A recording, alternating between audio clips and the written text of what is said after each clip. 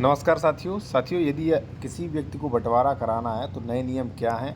और सबसे पहले मैं आपको ज़रूरी जानकारी दे दूं कि सरकार ने अब नियमों पे जो है बहुत आसान नियम कर दिए हैं। ठीक है, तो यदि आप किसी ज़मीन का कोई बंटवारा होना है तो बड़ी आसानी से आप करवा सकते हो। और कहाँ-कहाँ पे परेशानी आती है मैं वो भी बताऊँगा, और परेशानी का निदान क्या है सबसे ज़रूरी, वो भी ज़रूरी कि जैसे मान लीजिए कोई परेशानी आ रही है तो छुटकारा कैसे पाएँ। ठीक है, तो चलिए मैं वीडियो शुरू करता हूँ। और जो भी लोग विशेषज्ञ द्वारा लीगल एडवाइस लेना चाहते हैं, व्हाट्सएप नंबर ये दिया गया है। और जो भी लोग हमारा कोर्स लेना चाहते हैं, कोड ड्राफ्टिंग नियम ई बुक, इसमें आपको सारी चीज़ें मिल जाती है। स्टे एप्लीकेशन, अवैध निर्माण हटवाने के लिए, दाखिल खारिज, ठीक है, रजिस्ट्री के वाला रुकवाने के लिए, रजिस्ट्री कैंसिलेशन, बंटवारा, सीमांकन संशोधन, कब्जादारी की बेदखली, सूट फॉर डिक्लेयर, ठीक है ना, जमीन विवाद 145, मकान बंटवारा, वसीयत प्रोवेट, कौन सा केस किस न्यायालय में चलेगा, सारी चीज़ें, सारी जानकारी, दावा, ड्राफ्टिंग, सब कुछ मिलेगा। तो चलिए आपको समझाते हैं। देखिए साथियों, सबसे पहले मैं आपको बताऊंगा कि यदि आपके भाई वगैरह सहमति हैं तो फर्स्ट है कि आप एक दिन में बंटवारा कर सकते हैं। आप family settlement, registered family settlement memorandum करवा लीजिएगा। आप इन सब चौचलों में मत पड़िए, ठीक है, क्योंकि बंटवारा में पैसा खर्च होगा आपका, और काफ़ी तारीखें वगैरह, समय, बहुत कुछ खर्च होगा।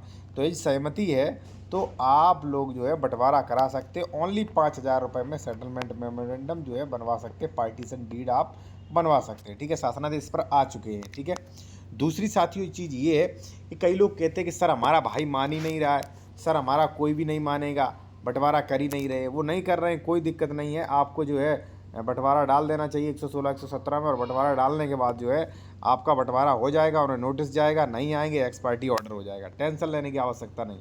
दूसरा, कई लोगों का ये सबसे बड़ा डाउट होता है कि सर बंटवारा में स्टे दे दी है। देखिए यहाँ पे आप देख सकते हैं, खुर्द बुर्द करने से संबंधित जो है वहाँ पे दोनों पक्षों को नोटिस जारी हो, और इतनी दिनांक तक जो है वो क्रय विक्रय या मान लीजिए मकान निर्माण वगैरह जो है रोक लगाई जाती है। तो उसके लिए आप क्या करें, जब भी मान लीजिए कोई दूसरी पार्टी अगर मान लीजिए ऐसे स्टे के लिए ऑब्जेक्शन लगाती है तो आपको वहाँ पे इसका जो है इस पर ऑब्जेक्शन करना चाहिए, यानी कि स्टे पर ऑब्जेक्शन करना चाहिए, आपत्ति प्रस्तुत करनी चाहिए।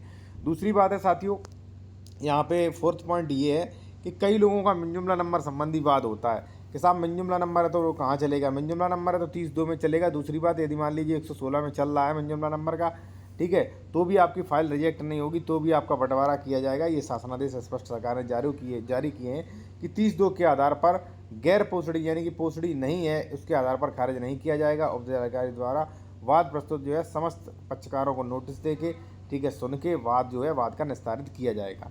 तो देखिए, जो भी आपके डाउट्स थे मुझे लगता है इस वीडियो में आपको ख़त्म हो जाएंगे। ठीक है, फिर भी मान लीजिए जो भी लोग बेहतर जानकारी, या आप न्यू एडवोकेट हैं तो ये कोड ड्राफ्टिंग नियम ई बुक ले सकते हैं। इसमें जो है सरकारी ज़मीन बंटवारे से संबंधित दिया गया है। और जिन लोगों ने ये लिया है तो 12 नंबर पॉइंट देखें, आपको सब कुछ मिल जाएगा। ठीक है, ये है साथियों ज़मीन का बंटवारा, और यहाँ पे साथियों दिया गया है मकान का बंटवारा। ठीक है, मकान का भी बंटवारा का अलग दिया गया है। ठीक है, ज़मीन का बंटवारा भी अलग दिया गया है। आपका कौन सा बंटवारा है यहाँ पे आप देख सकते हैं, 35 और 12 नंबर देखिए, सब कुछ मिलेगा। सेक्शन क्या, कब कैसे सेक्शन लगेंगे, कौन सा न्यायालय सुनेगा, कितने दिनों में बंटवारा होगा, सब मिलेगा। ठीक है।